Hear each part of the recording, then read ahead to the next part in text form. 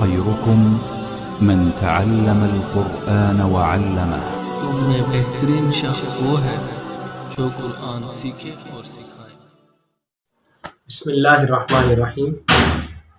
آج انشاءاللہ العزیز ہم 19ویں پارے کا خلاصہ آپ کے سامنے پیش کریں گے۔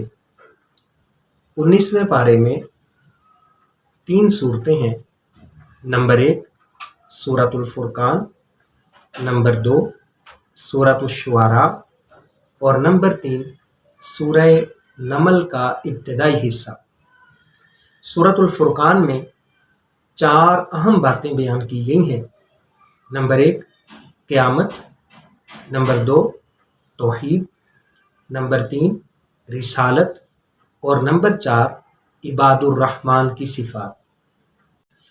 قیامت کے حوالے سے یہ بتایا گیا کہ ظالم اور گمراہ لوگ جنہوں نے اللہ اور اس کے رسول کی تعلیمات کے مطابق زندگی نہیں گزاری ہوگی، وہ یہ تمنا کریں گے کہ کاش ہم رسول اللہ صلی اللہ علیہ وسلم کا ساتھ دیتے اور ان لوگوں کے ساتھ نہ ہوتے جنہوں نے ہمیں گمراہ کیا۔ توحید میں اللہ تبارک و تعالیٰ نے کائنات میں اپنی نعمتوں کا ذکر کیا، رات دن بنائے، بارش اور بادل کا نظام قائم کیا، اور اسی طرح یہ بتایا ان ساری نعمتوں کے باوجود لوگ شکر گزاری کی بجائے ناشکری والا رویہ اختیار کرتے ہیں۔ رسالت کے حوالے سے جو تفصیلات ہیں اس میں بتایا گیا کہ اے محمد صلی اللہ علیہ وسلم، ہم نے آپ کو بشیر اور نذیر بنا کر بھیجا ہے، یعنی آپ لوگوں کو اچھے اعمال پر، ایمان پر، اعمال صالحہ پر جہاں جنت کی خوشخبری سناتے ہیں، وہیں کفر، گمراہی اور اعمال بد پر ان کو جہنم کا خوف اور جہنم کا ڈر سناتے ہیں۔ چوتھے نمبر پر عباد الرحمن، یعنی اللہ کے جو نیک بندے ہیں، جو اللہ کے محبوب بندے ہیں، ان کی صفات بیان کی گئی ہیں۔ ان صفات کو انشاءاللہ العزیز ہم اسی ویڈیو کے آخری حصے میں عملی زندگی سے تعلق والے پورشن میں تفصیل سے بیان کریں گے۔ اس کے بعد سورۃ الشعراء ہے، جس میں 3 باتیں بیان کی گئی ہیں۔ نمبر 1 انبیاء کرام کے قصے موجود ہیں۔ نمبر 2 قرآن مجید کی حقانیت کا بتایا گیا کہ اللہ تبارک و تعالیٰ نے حضرت جبرائیل علیہ السلام کے ذریعے نبی اکرم صلی اللہ علیہ وسلم کے قلب اطہر پر قرآن مجید کو نازل کیا۔ اسی طرح تیسری جو بات ہے اس میں شعراء کی، یعنی وہ لوگ جو شعر گوئی کرتے ہیں، ان کے متعلق تفصیل بیان کی گئی ہے، جس کو ہم عملی زندگی والے پورشن میں ڈسکس کریں گے۔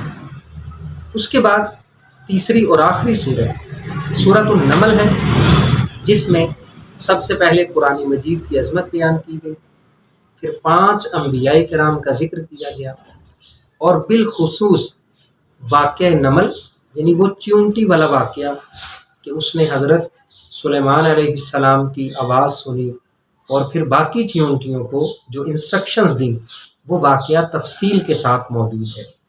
اسی طریقے سے واقعہ ہدہد، کہ جو ہدہد ایک پرندہ ہے اور وہ ملکہ سبا کے علاقے سے گزرا تو اس نے حضرت سلیمان علیہ السلام کو ان کی سورج پرستی کی تفصیلات آ کے بتائیں۔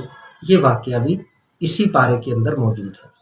اس کے بعد ملکہ سبا کا واقعہ، اور پھر اس کا حضرت سلیمان علیہ السلام کو تحائف بھیجنا، تحفے بھیجنا، اور آپ کا آگے سے وہ پورا ڈائیلاگ کہ کیا تم مجھے اتمدوننی بمال فما آتانی اللہ خیر مما آتاکم بل انتم بہدیتکم تفرحون، کیا تم مجھے مال دینا چاہتی ہو، حالانکہ اللہ نے جو مجھے عطا کیا ہے وہ تمہارے مال سے کہیں بہتر ہے، تم اپنے تحفے اور ہدیے اپنے پاس رکھو۔ حضرت سلیمان علیہ السلام نے یہ جو مکالمہ کیا وہ بھی اس پارے کے اندر موجود ہے۔ اور آخر کار ایونچولی ملکہ سبا جو تھی وہ آئیں اور پھر انہوں نے اسلام قبول کر لیا۔ تو یہ 19ویں پارے کی اہم موضوعات کی تفصیلات ہیں۔ اب ہم دیکھتے ہیں کہ اس پارے میں جو اہم موضوعات ہیں ان کا ہماری پریکٹیکل لائف کے ساتھ کیا تعلق ہے، اس میں کور پوائنٹس کیا ہیں، ہمیں کیا سیکھنے کی ضرورت ہے۔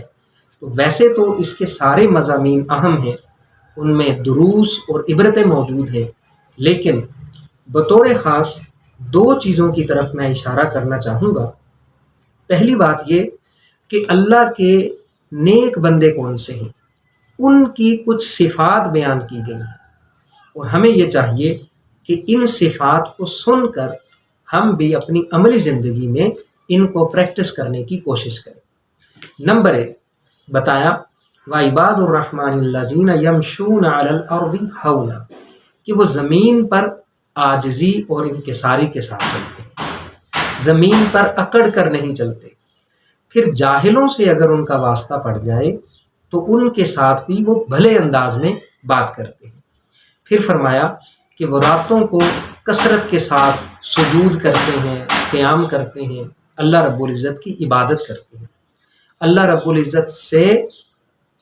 العزت کی عبادت کے ساتھ ساتھ وہ جہنم سے بچنے کی دعائیں کرتے ہیں۔ پھر جب معاملہ خرچ کا آتا ہے، فائنینشیل مینجمنٹ کا معاملہ ہو، تو وہ خرچ میں اعتدال اور میانہ روی سے کام کرتے ہیں۔ نہ تو وہ اتنا زیادہ خرچ کرتے ہیں کہ وہ فضول خرچی اور اسراف کے زمرے میں آئے، اور نہ ہی اتنا کم خرچ کرتے ہیں کہ وہ بخل کے زمرے میں آئے، بلکہ ان دونوں حدوں کے درمیان اعتدال اور میانہ روی کے ساتھ خرچ کرتے ہیں۔ اسی طرح وہ شرک سے اجتناب کرتے ہیں، انسانی جانوں کا احترام کرتے ہیں، وہ رسپیکٹ ٹیکنگ کے ساتھ ساتھ رسپیکٹ گیونگ ہوتے ہیں، کسی کو ناحق قتل نہیں کرتے، بدکاری سے بچتے ہیں، جھوٹی گواہی نہیں دیتے، وہ ہمیشہ حق اور سچ بات کرتے ہیں، حق اور سچ کی تلقین کرتے ہیں۔ پھر بری مجالس، وہ مجلسیں جو فضولیات پر مشتمل ہوتی ہیں، جس میں کوئی خیر کی بات نہیں ہوتی، تو اللہ اور اس کے رسول کی تعلیمات کا مذاق اڑایا جاتا ہے یا ان کو ہلکا لیا جاتا ہے، ایسی مجلس میں نہیں بیٹھتے۔ کتاب اللہ سے متاثر ہوتے ہیں، نیک بیوی اور نیک بچوں کی دعا کرتے ہیں، اور یہ دعا کرتے ہیں کہ اے اللہ ہمیں ہادی بنا، یعنی ہمیں اسلام اور امت مسلمہ کے لیے خدمات سر انجام دینے والا شخص بنا۔ یہ عباد الرحمن کی صفات ہیں جو ہمیں اپنی پریکٹیکل لائف میں اڈاپٹ کرنے کی ضرورت ہے۔ اسی طرح شعراء کی مذمت آئی ہے اور کہا گیا کہ وَالشُّعَرَاءُ يَتَّبِعُهُمُ الْغَاوُونَ، کہ شعراء کے پیچھے تو بے وقوف ٹائپ کے، جو بے راہ ٹائپ کے جو لوگ ہوتے ہیں وہ ان کی پیروی کرتے ہیں، اور شعراء کی اکثریت وادیوں میں بھٹکتی رہتی ہیں اور ایسی باتیں کرتے ہیں کہ جن پر وہ خود بھی عمل نہیں کرتے۔ ہاں، وہ لوگ، وہ شاعر اور وہ اچھے کلام والے لوگ ان باتوں سے مستثنا ہیں کہ جو ایمان لے آئیں، یعنی صاحب ایمان ہوں۔ نمبر 2 نیک اعمال کریں۔ نمبر 3 اللہ تبارک و تعالیٰ کا کثرت سے ذکر کریں، اور پھر ان کی جو شاعری ہے، جو ان کا کلام ہے، وہ کلام اچھائی کو پروموٹ کرنے کے لیے ہو، ظلم کے خلاف ہو۔ اگر یہ 4 کوالٹیز کسی شاعر کے اندر پائی جاتی ہیں تو ڈیفینیٹلی وہ قرآن مجید کی ان باتوں کا مصداق نہیں ہوگا، ہم اس کی مذمت نہیں کر سکیں گے۔ تو ہمیں یہ دیکھنا چاہیے کہ اگر صرف ٹائم پاس کے لیے یا صرف دل بہلانے کے لیے یا اپنا وقت ضائع کرنے کے لیے اگر کوئی شخص شاعری کرتا ہے تو اسے ان آیات سے عبرت حاصل کرنی چاہیے۔ اللہ تبارک و تعالی ہمارا حامی و ناصر۔